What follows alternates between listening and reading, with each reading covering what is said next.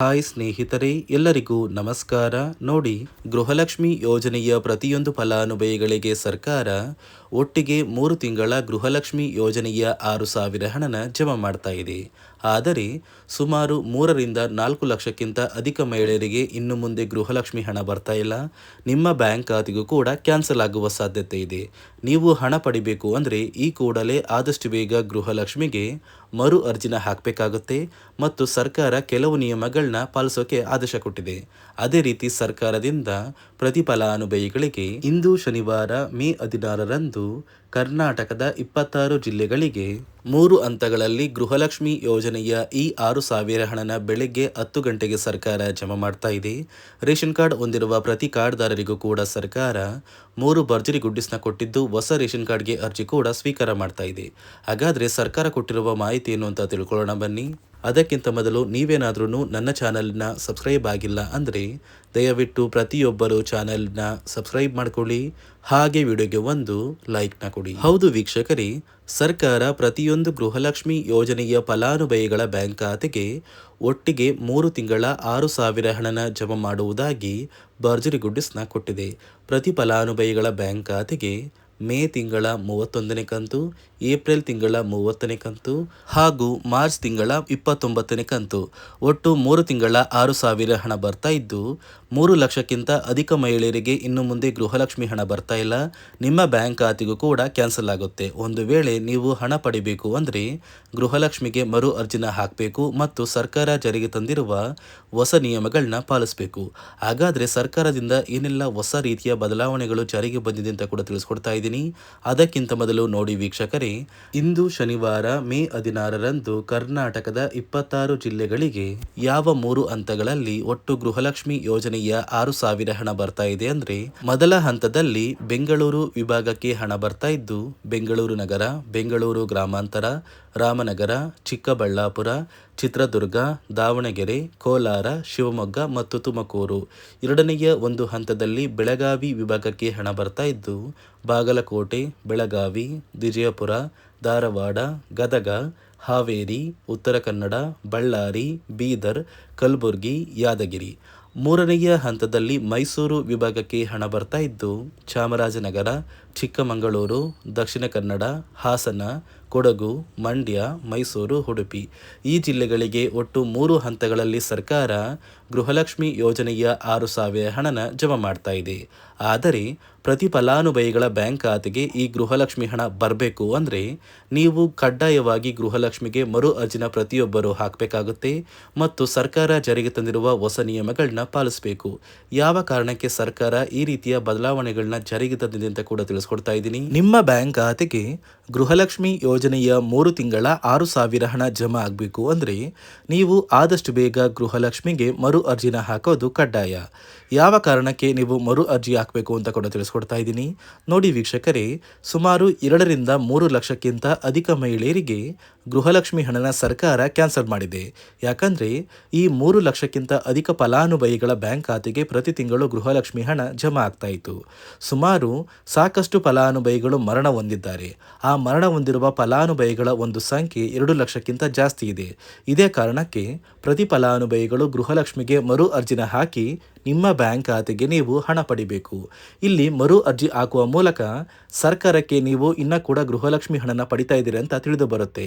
ಮತ್ತು ಯಾರೆಲ್ಲ ಫಲಾನುಭವಿಗಳು ಮರು ಅರ್ಜಿನ ಹಾಕೋಲ್ಲ ಅಂತಹ ಫಲಾನುಭವಿಗಳ ಒಂದು ಹೆಸರನ್ನ ಗೃಹಲಕ್ಷ್ಮಿ ಯೋಜನೆಯ ಅರ್ಹರ ಪಟ್ಟಿಯಿಂದ ಸರ್ಕಾರ ಕ್ಯಾನ್ಸಲ್ ಮಾಡುತ್ತೆ. ಸರ್ಕಾರಕ್ಕೆ 2 ಲಕ್ಷಕ್ಕಿಂತ ಅಧಿಕ ಮಹಿಳೆಯರು ಮರಣ ಹೊಂದಿರೋದು ತಿಳಿದು ಬಂದಿದೆ. ಇದೇ ಕಾರಣಕ್ಕೆ ಈ ಮೇ ತಿಂಗಳಲ್ಲಿ ಸರ್ಕಾರದಿಂದ ನೇಮಕಗೊಂಡ ಕೆಲವು ಅಧಿಕಾರಿಗಳು ನಿಮ್ಮ ಮನೆ ಬಾಗಿಲಿಗೆ ಬಂದು ಪ್ರತಿ ಫಲಾನುಭವಿಗಳ ಒಂದು ದಾಖಲಾತಿಗಳನ್ನ ಮರುಪರಿಶೀಲನೆ ಮಾಡಿ ಮತ್ತೆ ಅರ್ಜಿನ ಹಾಕ್ಸ್ಕೊಂಡು ಹೋಗ್ತಾರೆ. ನಂತರ ನಿಮ್ಮ ಬ್ಯಾಂಕ್ ಖಾತೆಗೆ 3 ತಿಂಗಳ 6,000 ಹಣ ಬರುತ್ತೆ. ಅದೇ ರೀತಿ ಇನ್ನು ಮುಂದೆ ಪ್ರತಿ ವರ್ಷವೂ ಕೂಡ ನೀವು ವರ್ಷದ ಕೊನೆಯಲ್ಲಿ ಗೃಹಲಕ್ಷ್ಮಿಗೆ ನೀವು ಹೊಂದಿರುವ ಲೈಫ್ ಸರ್ಟಿಫಿಕೇಟ್ನ ಕೊಟ್ಟು ಅರ್ಜಿನ ಹಾಕಿದ್ರೆ ಮಾತ್ರ ಆ ಒಂದು ವರ್ಷದಲ್ಲಿ ಪ್ರತಿ ತಿಂಗಳು ಗೃಹಲಕ್ಷ್ಮಿ ಯೋಜನೆಯ 6,000 ಹಣ ಬರುತ್ತೆ. ಈಗಾಗಲೇ ಫಲಾನುಭವಿಗಳಿಗೆ ಗೃಹಲಕ್ಷ್ಮಿ ಹಣ ಜಮಾ ಆಗೋದಕ್ಕೆ ಸ್ಟಾರ್ಟ್ ಆಗಿದೆ. ಆದಷ್ಟು ಬೇಗ ನೀವು ಈ ಮೇ ತಿಂಗಳಲ್ಲಿ ಮರು ಅರ್ಜಿನ ಹಾಕಿ ಗೃಹಲಕ್ಷ್ಮಿ ಹಣನ ಪಡ್ಕೊಳ್ಳಿ. ಮತ್ತು ಸರ್ಕಾರ ಈ ಗೃಹಲಕ್ಷ್ಮಿ ಹಣಕ್ಕೆ ಕೆಲವು ನಿಯಮಗಳನ್ನ ಕೂಡ ಜಾರಿಗೆ ತಂದಿದೆ. ಅದೇ ರೀತಿ ರೇಷನ್ ಕಾರ್ಡ್ ಹೊಂದಿರುವ ಪ್ರತಿಯೊಂದು ಕಾರ್ಡ್ದಾರರಿಗೂ ಕೂಡ ಸರ್ಕಾರ 3 ಮುಖ್ಯವಾದ ಭರ್ಜರಿ ಗುಡ್ ನ್ಯೂಸ್ನ ಕೊಟ್ಟಿದ್ದು, ಮೊದಲ ಒಂದು ಗುಡ್ ನ್ಯೂಸ್ ಬಂದು ಸರ್ಕಾರ ಹೊಸ ರೇಷನ್ ಕಾರ್ಡ್ಗೆ ಅರ್ಜಿನ ಸ್ವೀಕಾರ ಮಾಡ್ತಾ ಇದೆ. ನೀವು ಕೂಡ ಹೊಸ ರೇಷನ್ ಕಾರ್ಡ್ನ ಪಡಿಬೇಕು ಅಂದರೆ ಆದಷ್ಟು ಬೇಗ ಅರ್ಜಿನ ಹಾಕಿ.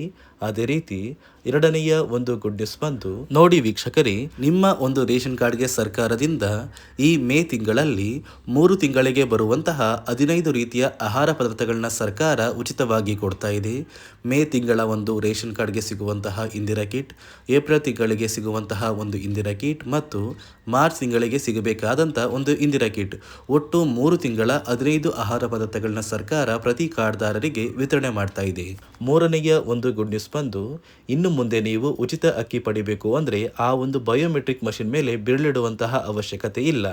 ಯಾಕಂದರೆ ಇದೀಗ ಸರ್ಕಾರ ನಿಮ್ಮ ಒಂದು ಬೆರಳು ಆ ಒಂದು ಮಷಿನಲ್ಲಿ ಎಂಟ್ರಿ ಆಗಿಲ್ಲ ಅಂದರೂ ಕೂಡ ಆ ಒಂದು ಅಧಿಕಾರಿಗಳು ಪುಸ್ತಕದಲ್ಲಿ ನಿಮ್ಮ ಒಂದು ಹೆಸರನ್ನ ಬರ್ಕೊಂಡು ನಿಮ್ಮ ಕಾರ್ಡಿಗೆ ಅಕ್ಕಿನ ಕೊಡಬೇಕು ಅಂತ ಸರ್ಕಾರ ಆದೇಶ ಕೊಟ್ಟಿದ್ದು, ಈ 3 ಗುಡ್ ನ್ಯೂಸ್ನ ಪ್ರತಿಯೊಂದು ಫಲಾನುಭವಿಗಳಿಗೆ ಸರ್ಕಾರ ಕೊಡ್ತಾ ಇದೆ.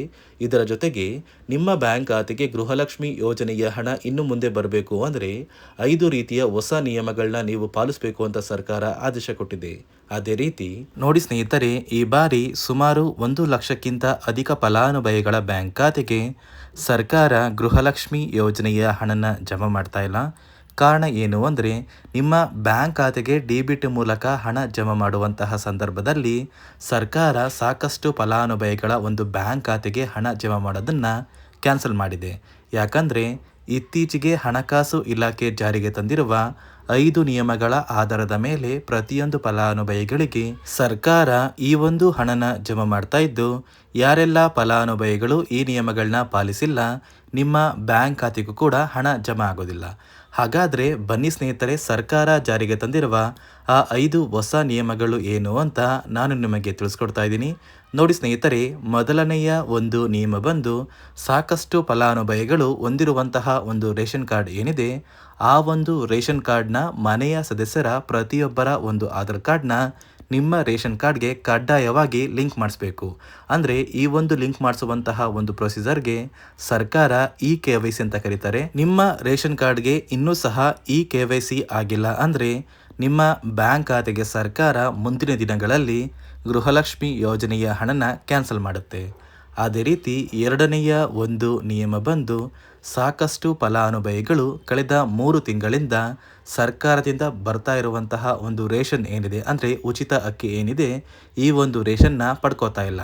ಒಂದು ವೇಳೆ ಕಳೆದ 3 ತಿಂಗಳಿಂದ ನೀವು ರೇಷನ್ನ ಪಡ್ಕೊಂಡಿಲ್ಲ ಅಂದರೆ ಸರ್ಕಾರ ನಿಮ್ಮ ಬಳಿ ಇರುವಂತಹ ಒಂದು ರೇಷನ್ ಕಾರ್ಡ್ನ ಕ್ಯಾನ್ಸಲ್ ಮಾಡುತ್ತೆ. ನಿಮ್ಮ ರೇಷನ್ ಕಾರ್ಡ್ನ ಸರ್ಕಾರ ಕ್ಯಾನ್ಸಲ್ ಮಾಡಿದರೆ ನಿಮ್ಮ ಬ್ಯಾಂಕ್ ಖಾತೆಗೆ ಗೃಹಲಕ್ಷ್ಮಿ ಯೋಜನೆಯ ಹಣ ಇರ್ಬೋದು ಮತ್ತು ಸರ್ಕಾರದಿಂದ ಬರುವಂತಹ ಒಂದು ಸೌಲಭ್ಯಗಳನ್ನ ನೀವು ಕಳ್ಕೋಬೇಕಾಗುತ್ತೆ. ಅದೇ ರೀತಿ ಮೂರನೆಯ ಒಂದು ನಿಯಮ ಬಂದು, ನೋಡಿ ಸ್ನೇಹಿತರೆ, ನಿಮ್ಮ ಬಳಿ ಇರುವಂತಹ ಒಂದು ಆಧಾರ್ ಕಾರ್ಡ್ ಏನಿದೆ, ಆ ಒಂದು ಆಧಾರ್ ಕಾರ್ಡ್ನ ಕಳೆದ 15 ವರ್ಷಗಳಲ್ಲಿ ನೀವು ಯಾವುದೇ ರೀತಿಯ ಒಂದು ತಿದ್ದುಪಡಿನ ಮಾಡಿಸಿಲ್ಲ ಅಂದರೆ ನಿಮ್ಮ ಬ್ಯಾಂಕ್ ಖಾತೆಗೆ ಸರ್ಕಾರ ಗೃಹಲಕ್ಷ್ಮಿ ಯೋಜನೆಯ ಹಣನ ಕ್ಯಾನ್ಸಲ್ ಮಾಡುತ್ತೆ. ಯಾಕಂದರೆ ಸರ್ಕಾರದಿಂದ ಬಂದಿರುವಂತಹ ಒಂದು ಆದೇಶದ ಪ್ರಕಾರ ಪ್ರತಿಯೊಂದು ಫಲಾನುಭವಿಗಳು ಕಳೆದ 15 ವರ್ಷಗಳಲ್ಲಿ ಯಾವುದೇ ರೀತಿಯ ಒಂದು ತಿದ್ದುಪಡಿನ ನಿಮ್ಮ ಆಧಾರ್ ಕಾರ್ಡ್ಗೆ ನೀವು ಮಾಡಿಸಿಲ್ಲ ಅಂದರೆ ಕಡ್ಡಾಯವಾಗಿ ಆದಷ್ಟು ಬೇಗ ನಿಮ್ಮ ಆಧಾರ್ ಕಾರ್ಡ್ಗೆ ತಿದ್ದುಪಡಿನ ಮಾಡಿಸಿ. ಅದೇ ರೀತಿ ನಾಲ್ಕನೆಯ ಒಂದು ನಿಯಮ ಬಂದು, ನಿಮ್ಮ ಕುಟುಂಬದ ಒಂದು ವಾರ್ಷಿಕ ಆದಾಯ 7 ಲಕ್ಷಕ್ಕಿಂತ ಕಡಿಮೆ ಇರಬೇಕು. ಒಂದು ವೇಳೆ ನಿಮ್ಮ ಕುಟುಂಬದ ವಾರ್ಷಿಕ ಆದಾಯ 7 ಲಕ್ಷಕ್ಕಿಂತ ಜಾಸ್ತಿ ಇದ್ದರೆ ನಿಮ್ಮ ಬ್ಯಾಂಕ್ ಖಾತೆಗೆ ಸರ್ಕಾರ ಗೃಹಲಕ್ಷ್ಮಿ ಯೋಜನೆಯ ಹಣನ ಕ್ಯಾನ್ಸಲ್ ಮಾಡುತ್ತೆ. ಅದೇ ರೀತಿ 5ನೆಯ ಒಂದು ನಿಯಮ ಬಂದು, ನಿಮ್ಮ ಕುಟುಂಬದ ಸದಸ್ಯರು ಅಥವಾ ಗೃಹಲಕ್ಷ್ಮಿ ಯೋಜನೆಯ ಫಲಾನುಭವಿಗಳು ಯಾರು ಕೂಡ ಸರ್ಕಾರಿ ನೌಕರರಾಗಿ ಕಾರ್ಯನಿರ್ವಹಿಸ್ತಾ ಇರಬಾರ್ದು. ಒಂದು ವೇಳೆ ನಿಮ್ಮ ಕುಟುಂಬದಲ್ಲಿ ಯಾರೇ ಆಗಿದ್ರೂ ಸರ್ಕಾರಿ ನೌಕರರಾಗಿ ಕಾರ್ಯನಿರ್ವಹಿಸ್ತಾ ಇದ್ದರೆ ನಿಮ್ಮ ಬ್ಯಾಂಕ್ ಖಾತೆಗೆ ಗೃಹಲಕ್ಷ್ಮಿ ಯೋಜನೆಯ ಹಣ ಕ್ಯಾನ್ಸಲ್ ಆಗುತ್ತೆ. ಈ 5 ನಿಯಮಗಳ ಆಧಾರದ ಮೇಲೆ ಪ್ರತಿಯೊಂದು ಫಲಾನುಭವಿಗಳಿಗೆ ಸರ್ಕಾರ ಹಣ ಜಮಾ ಮಾಡ್ತಾ ಇದೆ. ಒಂದು ವೇಳೆ ನೀವು ಈ 5 ನಿಯಮಗಳನ್ನ ಪಾಲಿಸಿಲ್ಲ ಅಂದರೆ ನೀವು ಕೂಡ ಗೃಹಲಕ್ಷ್ಮಿ ಯೋಜನೆಯ ಹಣದಿಂದ ವಂಚಿತರಾಗಬೇಕಾಗುತ್ತೆ. ನೋಡಿ ವೀಕ್ಷಕರೇ, ಸರ್ಕಾರದಿಂದ ಇಂದು ಶನಿವಾರ ಮೇ 16ರಂದು ಕರ್ನಾಟಕದ 26 ಜಿಲ್ಲೆಗಳಿಗೆ 3 ಹಂತಗಳಲ್ಲಿ ಗೃಹಲಕ್ಷ್ಮಿ ಯೋಜನೆಯ 6,000 ಹಣನ ಸರ್ಕಾರ ಜಮಾ ಮಾಡ್ತಾ ಇದೆ. ಆದಷ್ಟು ಬೇಗ ಗೃಹಲಕ್ಷ್ಮಿ ಹಣ ಪ್ರತಿ ಫಲಾನುಭವಿಗಳಿಗೆ ಸಿಗುತ್ತೆ. ಅದೇ ರೀತಿ ರೇಷನ್ ಕಾರ್ಡ್ದಾರರಿಗೂ ಕೂಡ ಸರ್ಕಾರ ಭರ್ಜರಿ ಗುಡ್ಡಿಸ್ನ ಕೊಟ್ಟಿದ್ದು, ಪ್ರತಿ ಫಲಾನುಭವಿಗಳಿಗೆ ಪ್ರತಿ ರೀತಿಯ ಸೌಲಭ್ಯಗಳು ಸಿಗುತ್ತೆ ಅಂತ ಹೇಳ್ತಾ, ಇದಿಷ್ಟು ಸರ್ಕಾರದಿಂದ ಬಂದಿರುವ ಹೊಸ ಮಾಹಿತಿಯಾಗಿದೆ. ನಾನು ಕೊಟ್ಟಿರುವ ಮಾಹಿತಿ ನಿಮಗೆ ಇಷ್ಟ ಆಗಿದ್ದಲ್ಲಿ ದಯವಿಟ್ಟು ಪ್ರತಿಯೊಬ್ಬರು ನನ್ನ ಚಾನಲ್ನ ಸಬ್ಸ್ಕ್ರೈಬ್ ಮಾಡ್ಕೊಳ್ಳಿ. ಹಾಗೆ ವಿಡಿಯೋಗೆ ಒಂದು ಲೈಕ್ನ ಕೊಡಿ.